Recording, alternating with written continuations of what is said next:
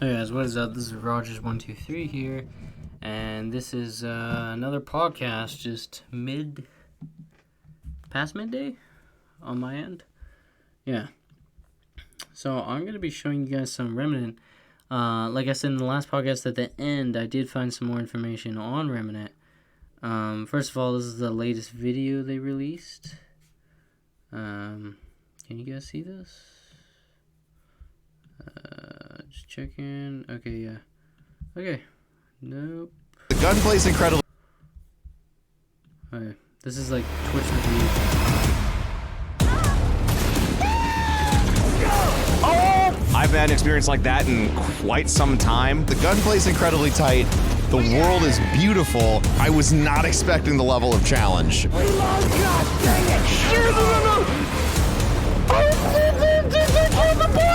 What I like about it is it doesn't tell you all the answers. You're not given instructions on how to best beat this boss or whatever. You kind of got to go through the ropes and figure everything out yourself. Holy crap! No! Oh, he's got a bow! What is that? Oh! The combo! It's the most fun I've had. Oh my god, it was great. If you like games that are challenging but rewarding when you really get the nuance of combat, I would certainly suggest this game. I know I'm going to be picking it up when it comes out, and I've got a couple people in mind that I think would be interested to play it with me. Buy it.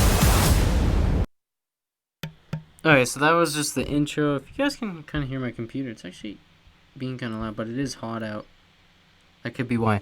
Anyways, so let me just turn my mic over a bit. So this is the latest thing they posted, I believe. Yeah, there hasn't been much that they've said lately.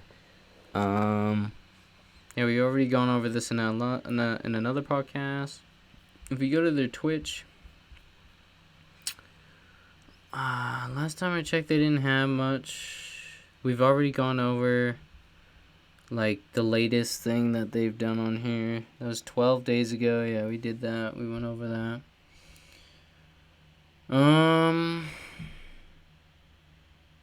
Only 40 views? Are ways to respec too, so if I decide, I can go back and, not make horrible life decisions with my character. Oh, and then 890 here, 662. Anyway, so as you can see, their channel's getting pretty popular, as in maybe some of these people are buying it. I know I already have bought the game. So yeah, but before we actually get into the topic about Remnant from the Ashes multiplayer, into the article they just posted, I just want to show you guys, go to YouTube, and then I just want to go to my channel for a sec. Oh yeah, there's the live podcast, but pretty much these streams that I do on Star Wars, I put test at the end because there's been different things going on with Battlefront servers lately. That's why this thing I uploaded about Star Wars, it was higher quality, and I kind of edited some different things in there. I don't know if I'm always going to be doing that, but for sure I will have Star Wars uploaded, and then there'll be a whole bunch of different clips I have in there, because I've been recording quite a bit on that every time I get on there. So what else is there? And then the Far Cry Mars DLC, we will be finishing that in episode 3 at some point, but I want to see if we can upload that military one, since it seems like there's been people wanting the military DLC more. So I'll be doing that too. Anyways, let's get into the topic. So there's, oh yeah, messagey, we can do you later. So, okay. So, multiplayer and Remnant, wrapping up our major feature blogs. We're covering one of the most frequently discussed topics, multiplayer. So, yeah, I'll be on co-op multiplayer, and this is co-op multiplayer. So, yeah, they that, and then, okay, so team up. So, and then they're like, playing with others is simple. Remnant is designed around drop in, drop out multiplayer for seamless co-op. If you like to host, you can invite friends to join your current game through the friends list, or create a game that only friends can find. If you prefer others to host, you can connect to friends through Remnant's game lobby, or join the random game through Remnant's matchmaking system. So yeah, you guys are going to be able to, if you don't have enough friends or you want to join up with people, you can if people have open servers. I know we're gonna have a third spot open unless I find somebody. I don't know who's gonna be our third player, but I know for sure my brother and I are doing that for now. And then we have, while the host is the Ward in Ward 13, which is like your main base pretty much, where you can like trade and do all the stuff just like Destiny and other kind of RNG based games. Joining players will find the comfort of Ward 13 barracks. Be sure to upgrade your gear and purchase consumables before departing with your crew.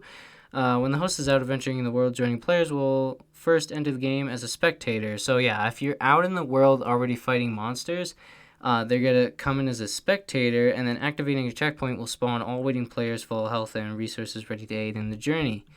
So yeah, that's pretty interesting. They have like a little thing there showing a group of 3 people. And then progression. Your character is an extension of yourself. So more or less, I think what they mean by that is everything that happens saves on your character. All the time spent slaying bosses and crafting awesome weapons becomes part of your character identity. That's why your entire character carries over from your single-player game to anyone's multiplayer session. So pretty much, if you were ahead of somebody and you just joined like a noob or something, for example, like they just bought the game, and say your friends, like one of your newbie friends, just got the game, and I say noob in a positive way because he just got the game. He has no clue how it works, but you do, and then you join his game. You still get to keep all your stuff because the game just balances to your gear, your level of your character, and how you play as well. So this includes your archetype, weapons, armor traits, and resources. Feel free to farm on your own while waiting for your friends. And then we got, by the same token, any item picked up or any resources expended during a multiplayer session carries over when you return to your own world. So anything pretty much you gain is also in your own world after, if you want to farm by yourself. If your friend gets off or something, or you want to stay on longer and you're about to join another player, you still get to keep everything, so you don't have to make a new character every time. And then campaign progression is saved to the host. So anything done in story mode, the actual story itself, not the loot or anything, is just saved to the host, whoever was hosting it. And then if you are the host of a multiplayer session, then your campaign is used and progression is saved to your game. If you're joining a friend's multiplayer session, then your campaign is used and combined progression will be saved to their game. So okay, yeah, that makes sense. That's like any game, pretty much. And then strength in numbers. Adding extra players will make Remnant too easy, right? No, okay, so pretty much what they're saying here, when they're not necessarily, is more or less, just because you have more guys does not make it easier, and they're not going to make the enemies spongy or anything, or really easy to kill at some point when it's endgame. No, it's going to keep going at a balanced rate. It's still going to be freaking hard, but balanced by, like, there's not going to be, like, someone that's, like, overpowered to hell. But, yeah, there's going to be, like, kind of like an upping system sort of thing. So the game automatically scales the strength and frequency of enemies as players join or leave the group. This ensures that the overall balance of the game remains consistent, whether it's played solo or in a party. A team of the 3 survivors working together can bring a tremendous amount of firepower to the table, so we have worked hard to create a system to match that potential with increasingly challenging creature combinations. So that's pretty interesting how they put there. So more or less, there's not just going to be like certain groups of creatures that constantly come at you. No, they're going to be mixed every time. They're going to be changed every time. So some of the most difficult and gratifying fights in Remnant are found in multiplayer. To offset the greater challenge, the quantity of rewards and the likelihood of finding rare or convented items are increased as more survivors are involved. So convented, I don't know, is that you convented? Is that you? No, not convenient. You know what? I spelled that wrong. Yeah, it's like reading in Hindu. Nah, I'm okay. I don't need. Greatly desired or envied. So that's a different word to use if you guys got confused on that. I know I did when I first read through this. I never heard through that. Kind of heard that before. But okay, so yeah, so more or less, the more items are brought to the players as there are more survivors or more players involved. So that's pretty sick, if you ask me. And then the environments of post-apocalypse are trended. Oh my god. Treacherous. So teamwork is critical to overcome many of the game's biggest challenges. Sorry. Remnant's combat is meant to be deliberate and deadly. We want players to watch their surroundings, their teammates, and their enemies. Thus, we've implemented limited friendly fire. So yeah, this I don't know if I went over this before, but pretty much you can hit players. You can do friendly fire damage with your melee weapons, because it says here only ranged weapons deal friendly fire and are reduced by 25%. So to the other players, and then melee weapons do not do friendly fire. Yeah. Don't be afraid to swing. Yeah, okay, we get that. I think we went over this before. I just went back up. So yeah, and then there's that a cool kind of heart thing. I wonder what that is actually. And then lock and load. All loot picked up by a player in Remnant is distributed equally among all players in the party. So if someone takes the time to search every nook and cranny of a dungeon and collects a sniper rifle, for example, every other member of the team also receives the weapon, regardless of where they are on the map. More or less. So you could be... Yeah, so all loot that is collected is shared between the team, and you have your own of that weapon, which is pretty sick. So someone misses scrap, or say you miss scrap because you don't have time to pick it up, but then your teammate does, you still get that too. That's cool. And then the same holds true for armor rings, trinkets, and resources. There were long, impassioned discussions on the merits. Another weird word. Unless I'm just special. Like, is that just me? So the quality being particularly good or worthy, especially so as to deserve Fraser reward. So yeah, makes sense. Okay. And flaws of shared or instant loot, but in the end of the team at Gunfire Games as a whole decided that this treatment of loot was the best approach for encouraging teamwork and rewarding players for taking calculated risks that might benefit the group. So yeah, so if you spend a lot of time, you got, like, more or less, you die a lot. Like, if you say you just die a lot on a boss, like, you're like, this better be worth the reward. More or less, they're saying it will be in the end anyways, even if you didn't get it the first try. So one of our primary goals is to make as so many unique tools, armor, trinkets, weapons, mods, traits that players are only limited by their willingness to experiment. There's a huge number of possibilities, combinations for synergies in multiplayer, and trying them all is highly encouraged. So more or less, there's tons of crazy shit that you could do, and you can mix it to how you want. I'm going as a heavy, but doing a lot of damage. And if you guys see my Battlefront gameplay from before, you'll understand why. Me playing as a Death Trooper all the time. I'll also be uploading some gameplay on that. But anyways, they can be anything from traditional Trinity rolls, tank, DPS support, to crazy stacking combos, buff the Glass Canyon crits for days, to luxurious defense, team triple heals, make Greg unkillable. Each time you get a new tool, we hope it makes players consider what application it has for you or your team, or at least inspires potential future builds and combinations of everyone to work towards. I kind of like that. And then yeah, that's pretty much their latest post that they did. I think just last week, really. Yeah, and I didn't get in the last podcast. Let's see here. Time. Okay, so, that's kind of that is pretty interesting.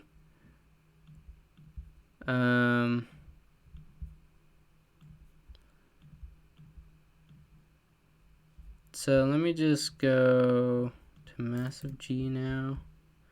Can you guys see again? Yeah, you can. Okay, so yeah, we have. Okay, yeah, there's nothing really there, and then there's something that Master G did 5 days ago.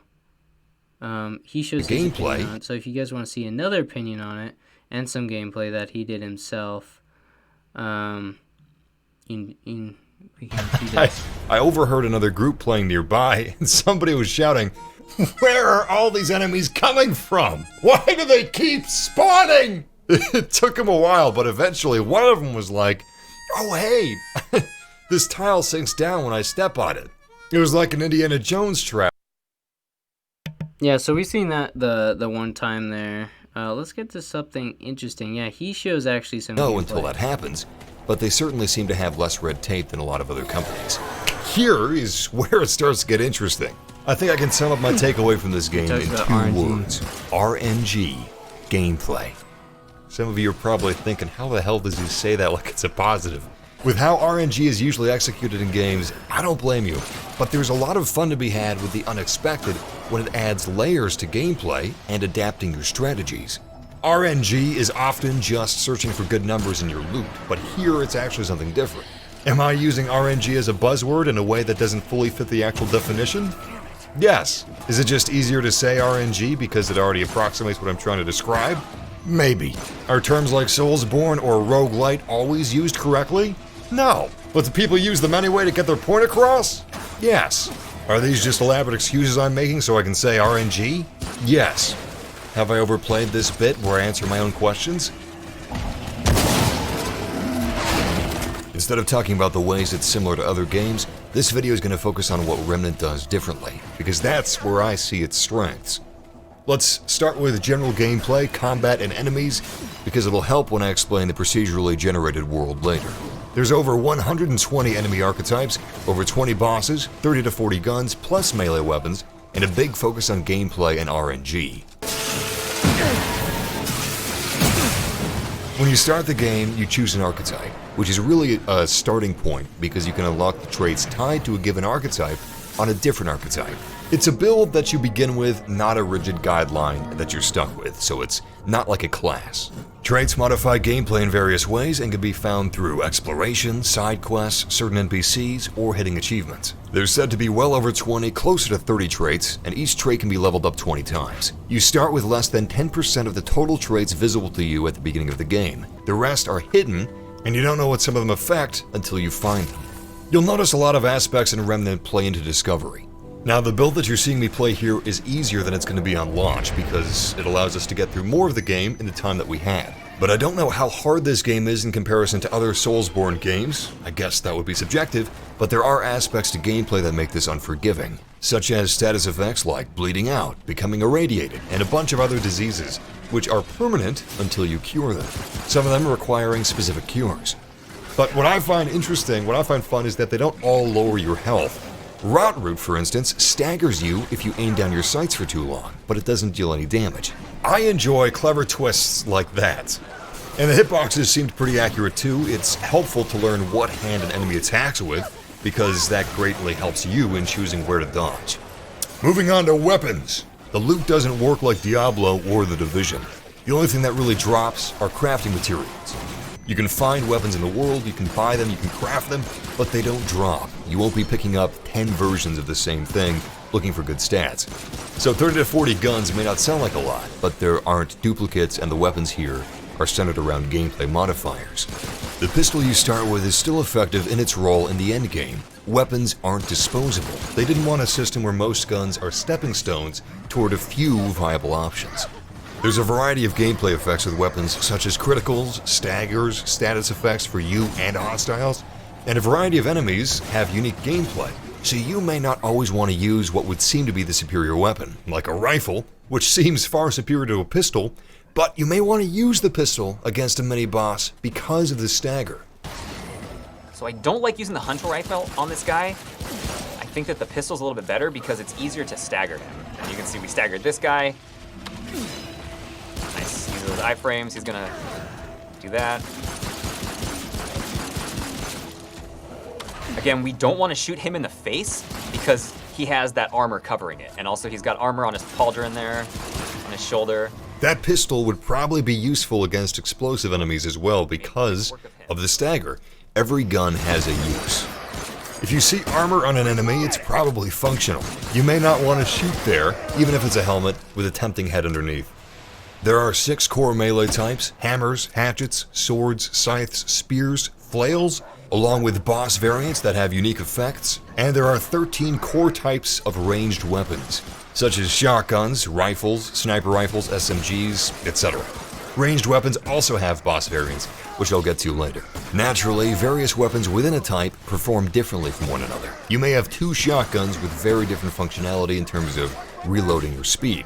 But the extensive use of mods are what's really unique here. They range from elemental effects to buffs to... Oh, sorry, I tapped my button like a billion times. Anyways, I was just gonna say, yeah, mods, and he gives his own description on it. I just wanted to show his opinion and his thoughts on Remnant from the Ashes, because it seems like, a lot of people are getting together and really doing this. And yeah, if you guys want to check out his channel, he's pretty cool. He does not upload a lot though, that's the thing. And yeah, he went over Battlefront, but I was thinking I could go over Battlefront though, how it's changing and stuff, because I've been playing it quite a bit lately. Like, I was literally just playing it a few minutes ago, I had to take a break, so I started this live stream. And yeah, it's changed in many ways, but I wish I'm hoping the next update they do is they improve it, but I don't want to talk about that right now. Anyways, yeah, mods, and the Chicago typewriter +4.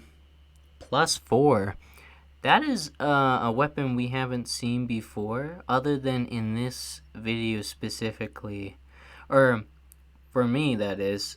I haven't not actually seen that being used or shown for sure in, the character inventory settings. So that's different. But yeah, we'll see what mod uses. spawning minions or mutant plants that pull aggro. And weapons actually extend to affect your gameplay with certain enemies, which is something interesting to include in your strategies because it's not just about damage. I found that really interesting, and I'll get to it later when we talk about enemies. Here's another example of the level of freedom they're trying to hit with customization. Different primary guns utilize different modifiers that favor certain aspects of the weapon or its strategy. But there are certain weapons that accept any mods in the game. I think that's pretty neat. I have no idea how they're going to balance it, however. I only got to play around with a handful, but there's supposed to be quite a lot of weapon modifications to find in the world to craft. Okay, so he said balancing, by the way. By balancing, that's pretty much what they're doing right now. And it looks like, I'm gonna go back. Don't calm your tits. Calm your tits. I'm just gonna go over to Remnant from the Ashes quickly and show you on their website. If we go to the media, maybe media, no, not media, no, about. Okay, Swamp still says coming soon. Well, Shia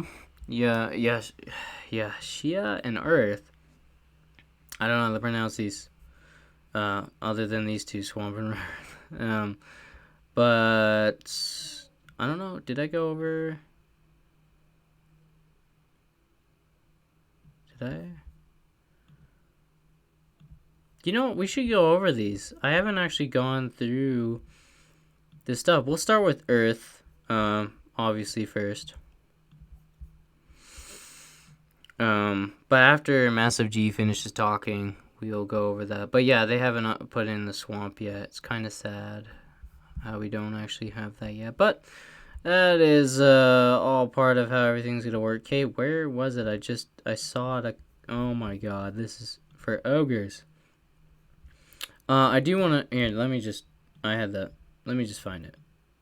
Okay, there we go, found it. And then I also want to show you guys something kind of interesting.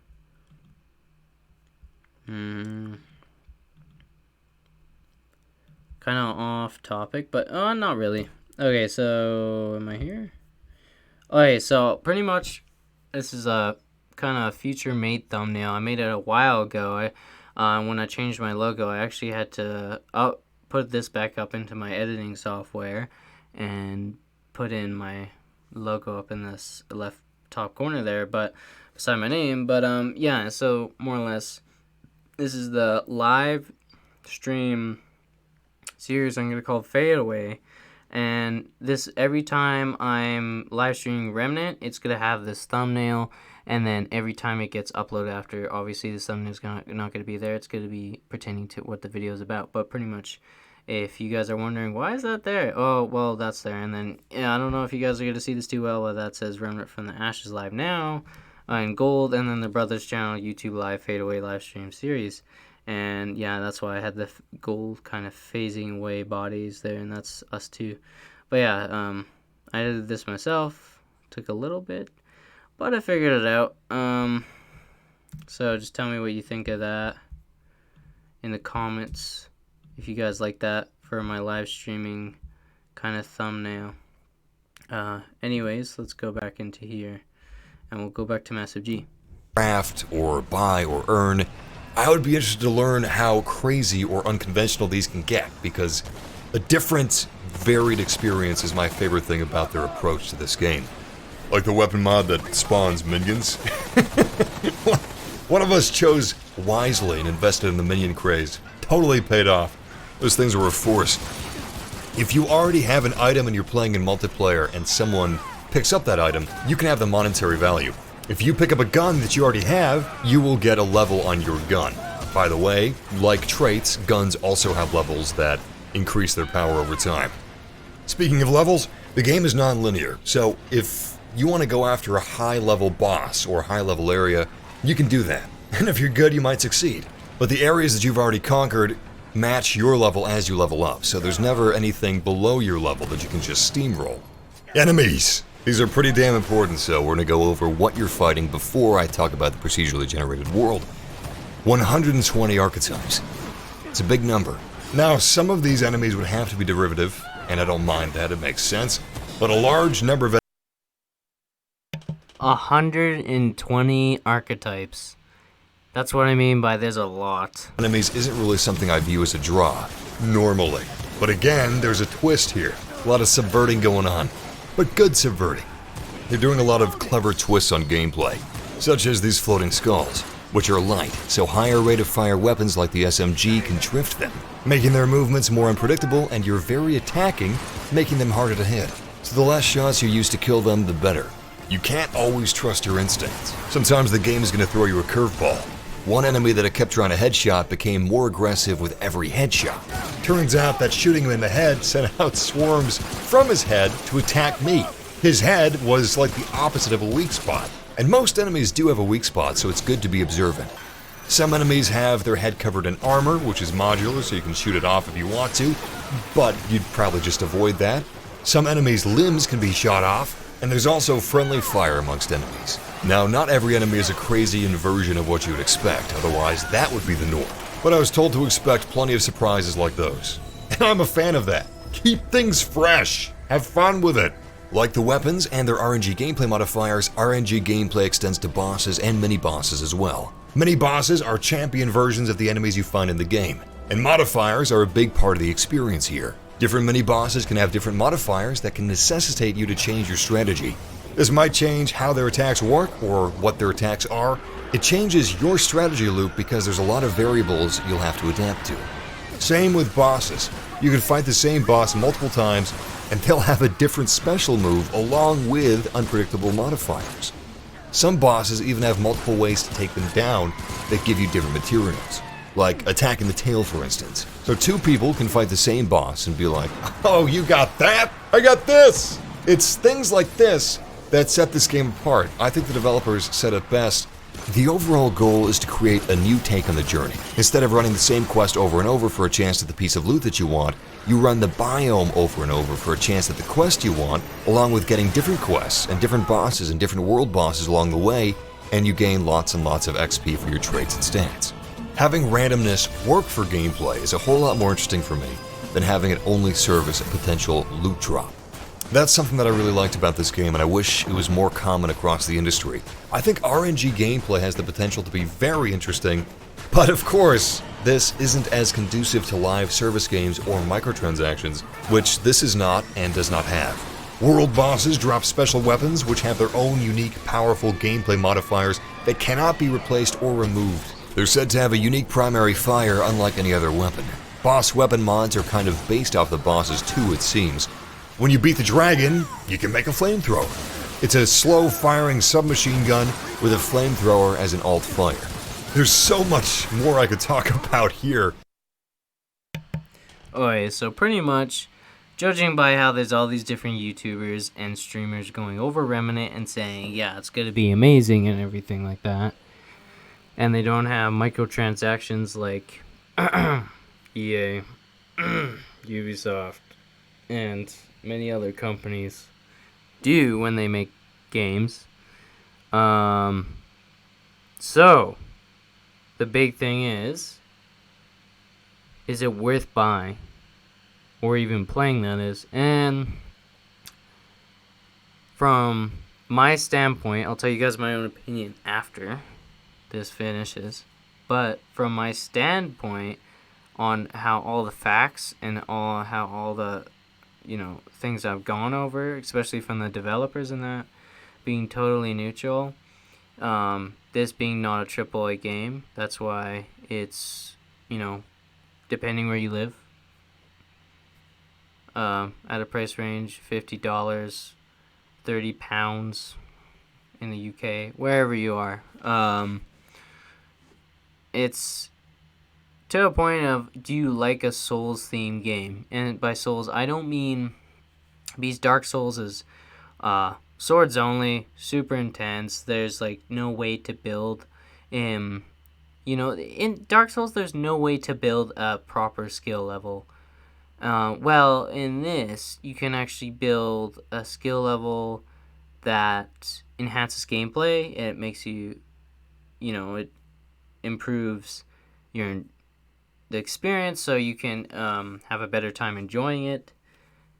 It seems like this is going to be a good game, but I'll tell my opinion.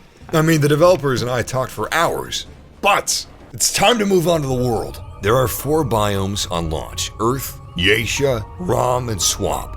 I'm assuming the name Swamp is a placeholder since I was right. It's Rom and Geisha. There we go. Rom. I was right. I knew it. I knew it was Rom. Because some other person pronounced it as Rome. I'm like, that doesn't make sense. Anyway, sorry. These are all different planets, which is why each has their own enemies, quests, dungeons, and world bosses, which can be more than twice the size of your character. Unfortunately, I didn't get to fight one. Gunfire is currently working on post-launch support, including Adventure Mode, which basically will let you re-roll biomes and lets you bypass the campaign's story. It's just pure gameplay. Of course, if you like the story, you can just re-roll everything when you finish the campaign and play through the campaign again. But the moment you start the game, the whole world is generated and it'll be different from anyone else's. I would imagine this is going to make guides pretty tricky. But don't think of the world as No Man's Sky. It's not entirely random. Yeah, what he said there. No Man's Sky, we went over some gameplay. I even done gameplay. I started that up again just when I was reviving my channel for like the 5th time. This time, I won't stop, promise. Anyways, let's get back to what we're talking about. Yeah, it's not like No Man's Sky. It's not totally random when it's generated random. When it's randomized in generation, it's not like No Man's Sky. I like how it's like, oh yeah, it's so randomized that everything looks the same. That's very ironic. I know. No Man's Sky is an ironic game.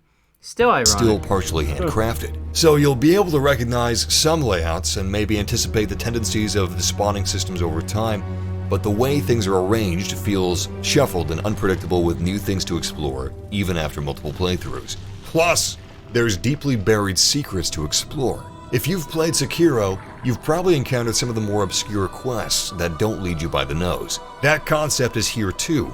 There are things you can miss.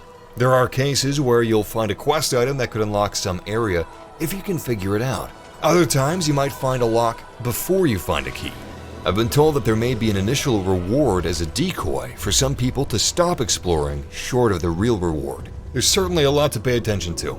To further expand on how procedural generation works, the layout of every biome and every more or less, especially on Earth and different places, Earth is where you start, there's going to be a lot of different things that can deceive you, and I don't know if I showed gameplay of it, but for example, that dude with the beard that was on, he's like the pirate guy, the streamer. I totally forget his I'm yawning. Totally forgot his name, but pretty much he found this area with a developer where if you crouch in this area, you can actually go through the wall, just like in Dark Souls, how they have secret areas as well. And they like prompt you and stuff, so that's pretty cool. And there's Everything within it, outside of a few story tiles, is dynamic.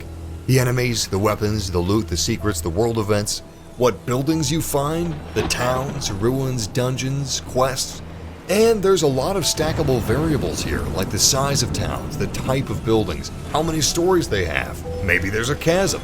Also randomized are bosses, world bosses, and their respective modifiers.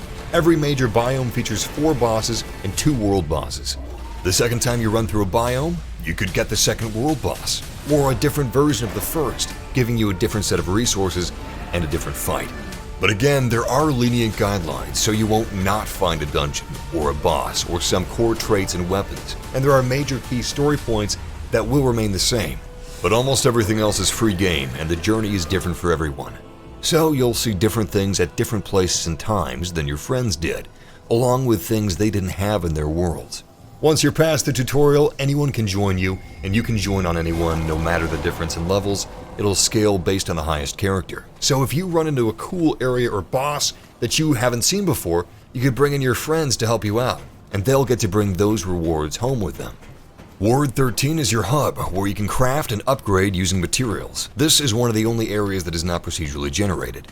To quickly get into the lore, the world ended in the 60s. The game's apocalypse takes place 80 years after that. The different planets are affected by the same thing that caused the apocalypse on Earth. If you're interested in the story and the lore, I saw quite a bit of writing and logs, and I was told that there's a lot of that in the game, but if you don't like that stuff and are just here for the gameplay, you can just skip right over it. There aren't hours of cutscenes here. There's a lot of things that can influence the design of a game. I sometimes view it as a butterfly.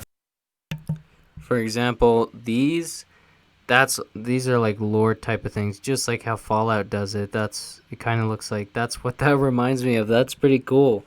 So it seems like they're putting all these different things to this kind of game where everybody always has wanted in the way of survival and monsters and realms and stuff. I think this is going to be, if I was to give my opinion now, I have purchased the game, but though my only doubt is, are they still going to support this game even though if it doesn't hit the limit, or the highest point that they need with money or whatever? I don't know. Their budget thingy, I forget what they called it, but pretty much like the amount of money they make from this game, if they don't meet that standard, they're still going to support it no matter what for at least a year or so or more. And if they do meet their area of money that they're happy with, hopefully they still supported them, and they're just not, they don't just release the game how it is and boom, they're done. I was like, are they gonna like release more stuff in it? Like, how's it gonna go? Because Generation Zero looked like it was gonna be such a good game, and IGN actually went over it, and then it just turned into like a shit show, to be honest with you. And the way it performed, it was amazing. The graphics are good, but the story was garbage. You never actually find out what happened, and you're running around most of the time shooting brainless robots that get to a point where they're just either really freaking annoying to a point where it's like you kill them and you barely get any loot for them, which they fixed sort of, or you're trying to loot things, they don't work, and then they had bicycles in. They didn't even have a vehicle yet until now, and that it's classified as a vehicle in some areas of the world, but either way, it's not like a car or something. Either way, I just hope that game doesn't turn. I just hope Remnant from the Ashes doesn't turn into like something like a Generation Zero game. That's all I'm saying. Effect. So to have gameplay be the paramount focus without thought of microtransactions is always a good thing to see. And it doesn't seem like this is a Souls-born game because it's a hot genre. Many of the developers are big fans of Monster Hunter, Dark Souls, and Bloodborne, so this rather feels like they're making a game that they would want to play. If you're interested in Remnant from the Ashes, I'd recommend checking the link in the description and their official YouTube channel where they have hours of live streams discussing the game. I also recommend their Reddit, where you can ask questions directly to the developers. Anyway, this was a very interesting game that does things, I hope, become more common in the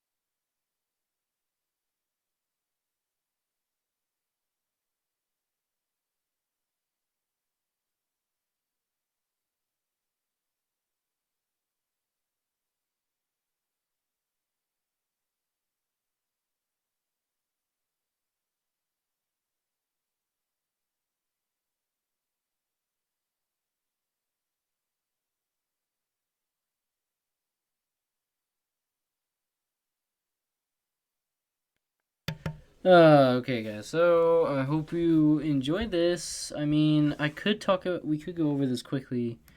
There's not much. I think I'll go over this next time. I'll show you guys this next time. But in the meantime, stay cool, stay amazing, and I hope you guys enjoyed this podcast. Hopefully, give me the support like you did on the last podcast, and I'll see you guys later. And baby. And Callan is a chicken.